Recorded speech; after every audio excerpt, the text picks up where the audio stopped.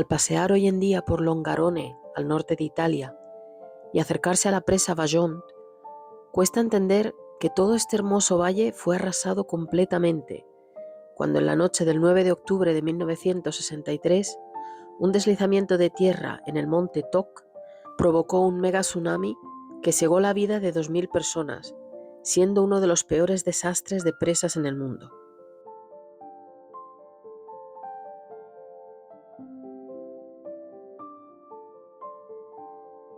Vamos a conocer juntos este capítulo tan sombrío de la historia de Italia.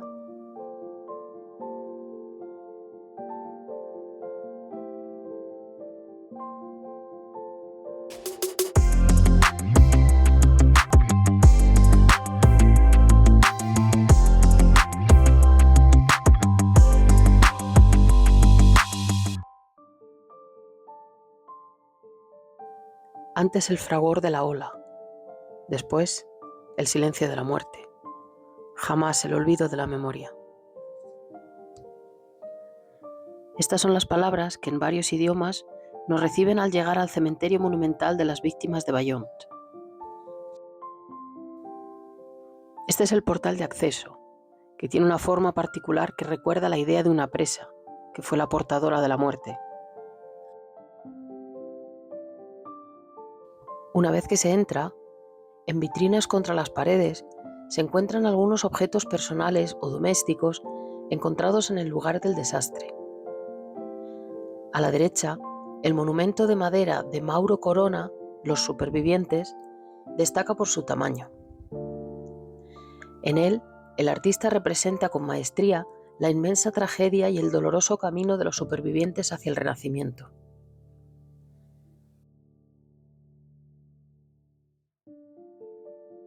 Todos estos objetos, la mayoría deformados por la tremenda fuerza del aire y el agua, nos cuentan una historia.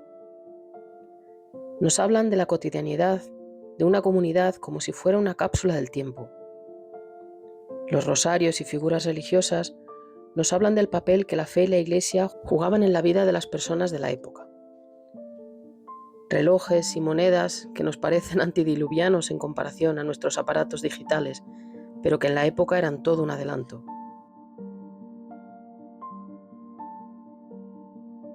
Esta alianza nos golpea por lo crudo de la historia que representa. Esta joven familia había llegado a Longarone solo el día antes de la catástrofe, y ninguno de los tres sobrevivió, encontrándose la alianza de él a 4 kilómetros en el río Piave.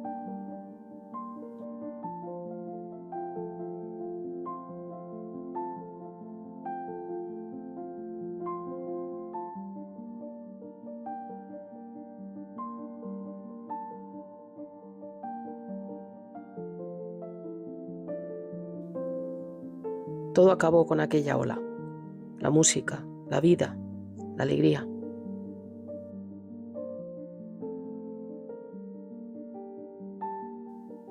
A la derecha, y al pie de las escaleras que conducen al primer piso, se observan los restos de un coche horriblemente destrozado, que nos da una vaga idea de la monstruosa fuerza desatada en tan solo unos minutos en aquella lejana tarde de octubre de 1963.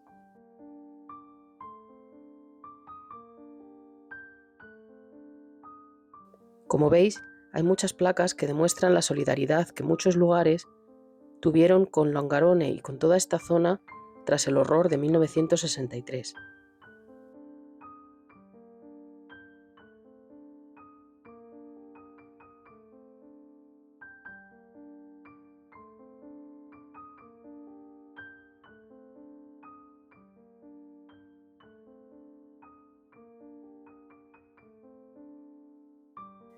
Este es el equipo de fútbol de Longarone, que jugaba en segunda división en la temporada 62-63 y cuya plantilla fue casi arrasada en el desastre.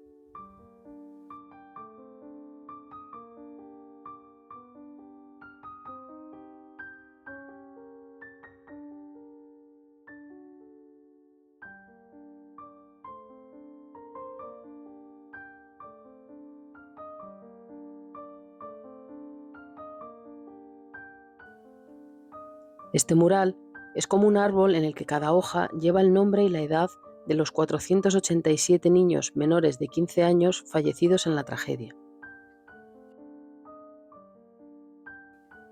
Mientras os muestro esta sala llena de fotografías de la tragedia y de la construcción de este lugar, además de placas con los nombres de las víctimas, os voy a ir contando lo que sucedió con un poco más de detalle.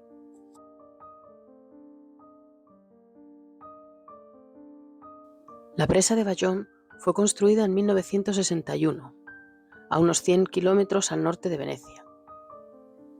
Era una de las presas más altas del mundo, con 262 metros de altura, 27 metros de grosor en la base y 3,5 metros en la cima. Desde el principio, los técnicos ya detectaron problemas de corrimientos de tierras en el monte Toc, por lo que recomendaron no llenar el embalse por encima de un determinado nivel de agua. Aunque mucha información fue ocultada y solo saldría a la luz tras la investigación posterior al desastre.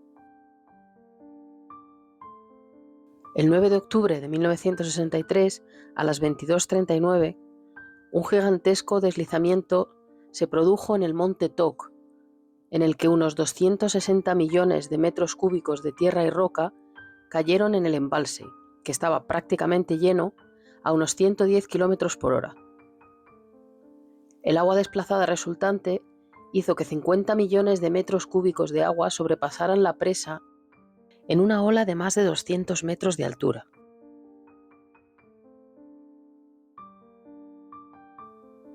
A pesar de ello, la estructura de la presa no recibió daños importantes, aunque los trabajadores que en ese momento se encontraban en la presa fallecieron al instante. La tragedia podría haber sido incluso aún mayor si la presa se hubiera derrumbado, vertiendo otros 50 millones de metros cúbicos que, a pesar de todo, permanecieron en el embalse. El formidable tsunami consecuencia del desplazamiento destruyó totalmente el pueblo de Longarone y las pequeñas villas de Pirago, Ribalta, Vilanova y Faè. Varios pueblos de los territorios de Erto y Caso y del pueblo de Codisago, cerca de Castellavazzo, sufrieron daños importantes.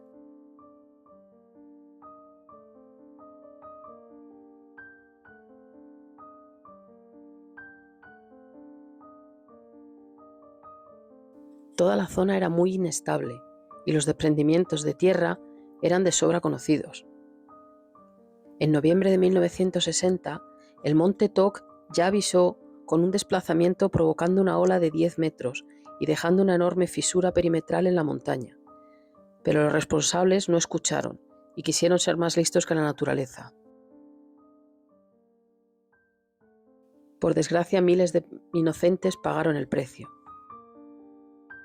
La cifra oficial es de 1910 víctimas, pero no es posible determinar la cifra con certeza, ya que se ha estimado que la onda expansiva debida al desplazamiento del aire fue incluso el doble de intensa que la generada por la bomba atómica lanzada sobre Hiroshima, por lo que la mitad de las víctimas que se encontraban al descubierto quedaron desmembradas y pulverizadas, sin que se encontrara nada. Entre todas las víctimas había 487 niños menores de 15 años y 31 bebés que no pudieron nacer. La víctima más joven del desastre fue Claudio Martinelli, nacido el 18 de septiembre, con tan solo 21 días de vida, y la víctima mayor fue Amalia Pancot, de 93 años, nacida el 26 de enero de 1870.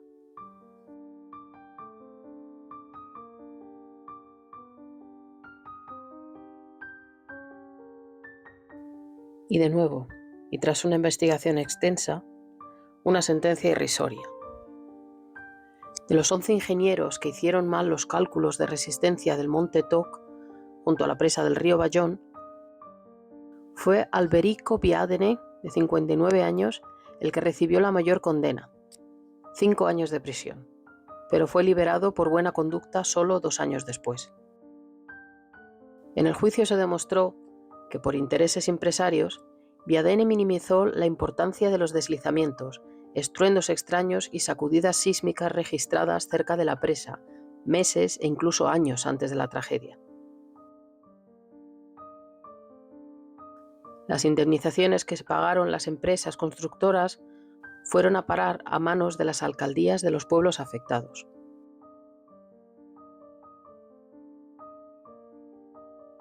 Los supervivientes jamás recibieron ninguna compensación, ni siquiera ayuda psicológica. De hecho, el pago de indemnizaciones no se acordó hasta el año 2000, 37 años después de la catástrofe.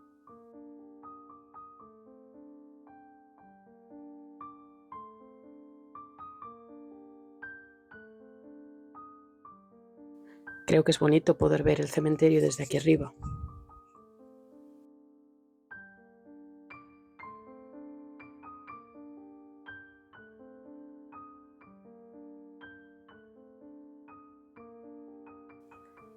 En la siguiente sala hay varias obras de arte que representan de distintas maneras el sufrimiento por lo que pasó aquel día.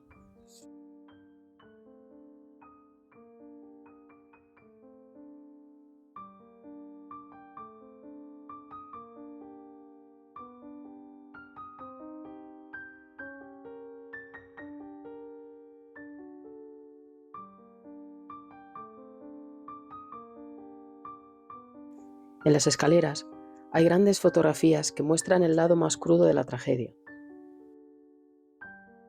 El dolor de los que se quedaron aquí, las numerosas cruces y ataúdes de las víctimas,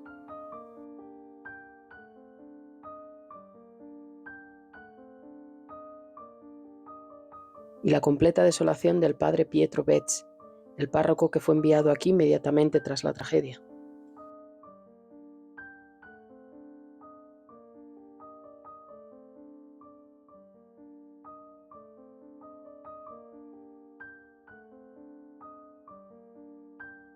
A la sala de la entrada, donde hay otro coche completamente destrozado, con fotografías de cuándo y cómo fue encontrado que os muestro un poquito más adelante.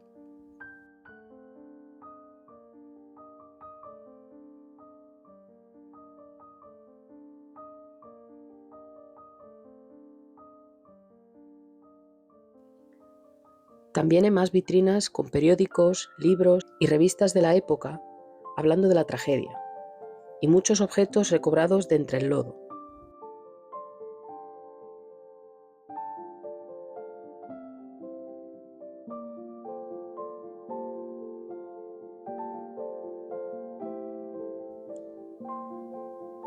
La mayoría son objetos tan cotidianos y tan simples que todos usamos a diario, y por eso creo que verlos en este estado, sabiendo lo que pasó, nos pone las cosas un poco en perspectiva.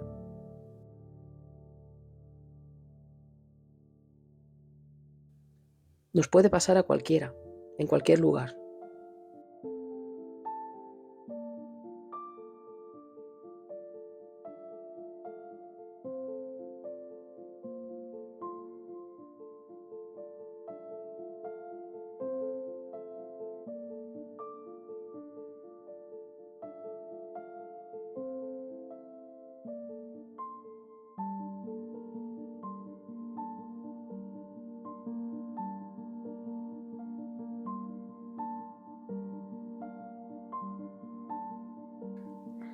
Y aquí, como os decía antes, vemos este coche en el estado en el que quedó.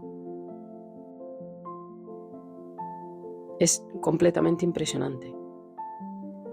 Aquí veis fotos del momento en el que se encontró.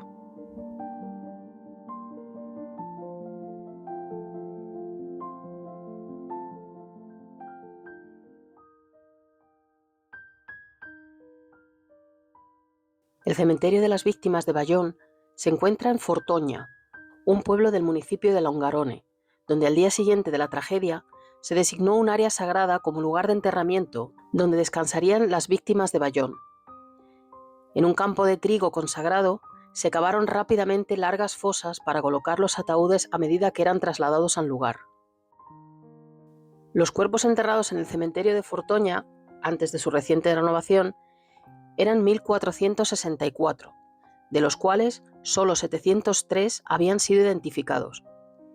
Los cuerpos restantes no pudieron ser identificados porque no había familiares vivos o porque el estado en el que fueron encontrados no permitió su identificación. En cada fosa se colocó temporalmente una cruz de madera, que luego fue reemplazada por una de mármol blanco. Este es el grupo escultórico de 3 esculturas de mármol blanco de Carrara, obra del escultor local Franco Fabiani. El primer grupo escultórico conmemora a los inmigrantes que regresaron a su patria tras conocer la noticia. Un hombre con la maleta todavía entre las piernas, que sostiene con sus manos fuertes y cansadas por el trabajo a la mujer destrozada que vivió en primera persona la tragedia. El segundo rinde homenaje a los rescatadores, un símbolo del fuerte vínculo que aún une a los sobrevivientes con quienes les apoyaron en ese difícil momento. El último está dedicado a los niños que nunca nacieron. Las madres, idealmente, elevan a sus pequeños hacia el cielo, hacia esa luz que esos 31 niños no pudieron ver.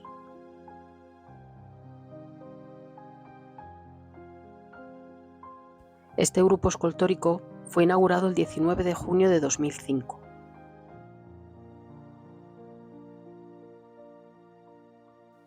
El actual cementerio monumental, inaugurado tras su renovación el 19 de junio de 2004, se asemeja a un inmenso jardín, un césped infinito, con 1910 lápidas de mármol blanco, una por cada víctima de la tragedia, independientemente de su recuperación, identificación o lugar exacto de enterramiento.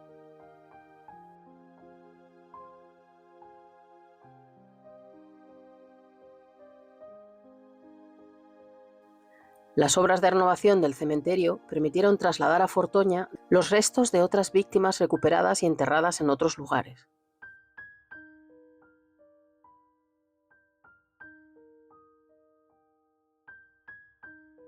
En el 40 aniversario de la tragedia, el cementerio fue declarado Monumento Nacional por el entonces presidente de la República, Carlo Azeglio Ciampi.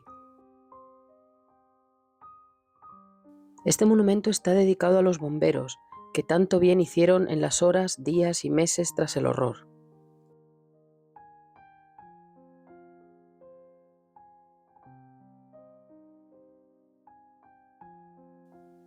Las placas llevan los nombres de los 6 bomberos del pequeño destacamento de Langerone. 4 de ellos murieron y los otros 2 lo dieron todo desde el minuto 1 para ayudar.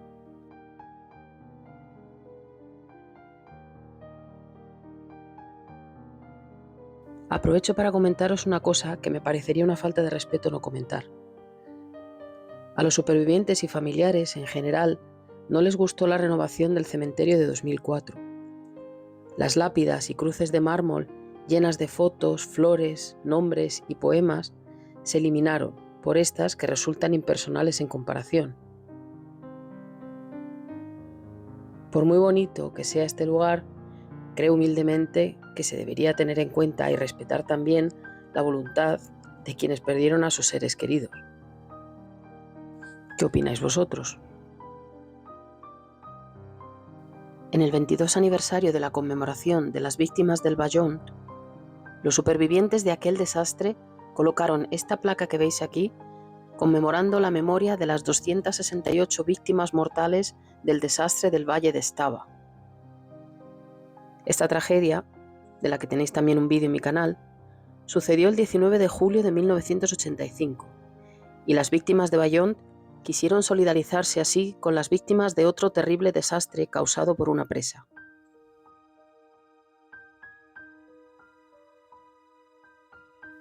Este pequeño monumento es un recuerdo para las 5 parteras que perdieron la vida en la noche de la tragedia.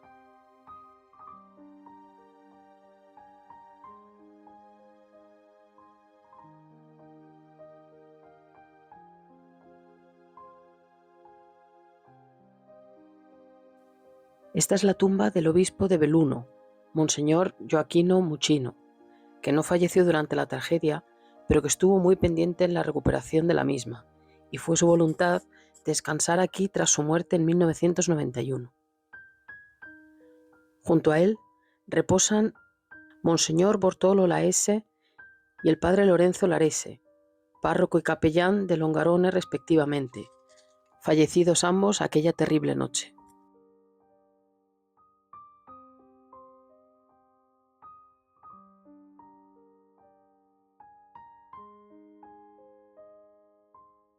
La capilla es la misma que se construyó tras el desastre. En el suelo, frente al altar, una placa metálica recuerda que el Papa Juan Pablo II estuvo en este mismo lugar rezando el 12 de julio de 1987.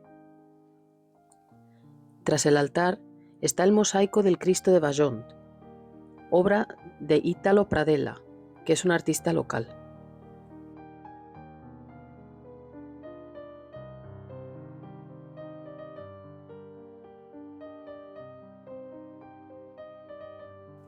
Esta estela contiene las placas con las composiciones familiares que fueron diezmadas por la ola de agua y lodo que se derramó sobre el valle.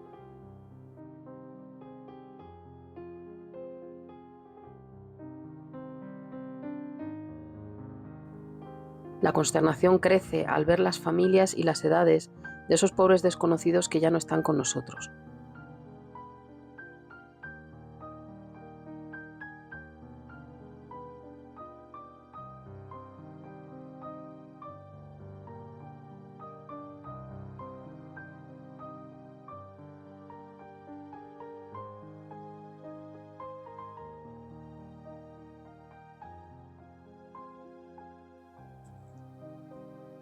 Junto a la puerta hay una mesa con un libro de firmas, y en mi nombre y en el vuestro dejé mi pequeño recuerdo, siempre con todo el respeto.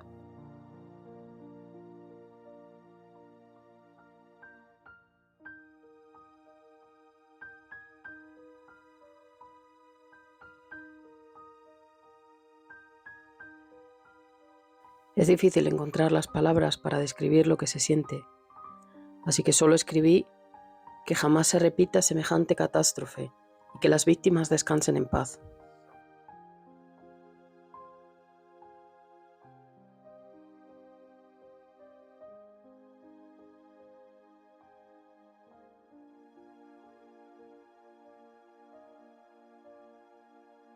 No sé por qué, pero me pareció curioso que el libro de firmas estuviera en la capilla y no en la zona del museo.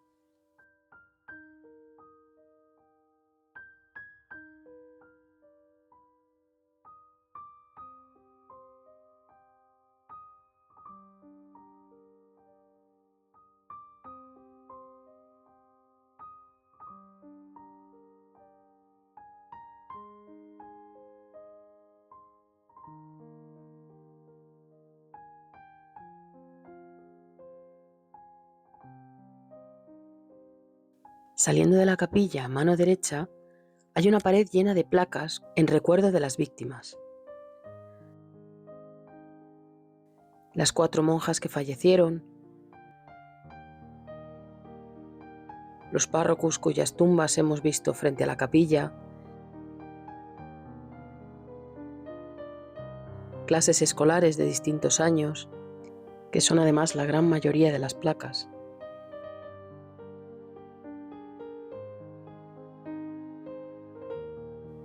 Organizaciones artísticas y musicales,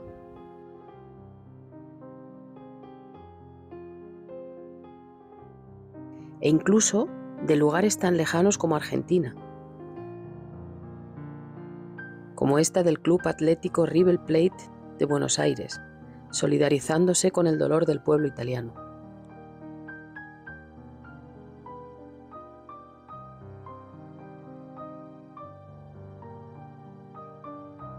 Una parada en el cementerio de las víctimas es sin duda necesaria. Se reconstruyen hogares, la vida se reanuda y poco a poco, incluso el dolor de la tragedia se desvanece en la memoria. Pero hay que recordar que hay 1910 vidas que nunca han podido comenzar de nuevo desde aquella noche. Solo paseando por este inmenso jardín, rodeado de innumerables lápidas blancas, se pueden comprender las verdaderas consecuencias de la acción humana, honrar a las víctimas y tomar las medidas necesarias para que este horror tan evitable no vuelva a suceder. Descansen en paz.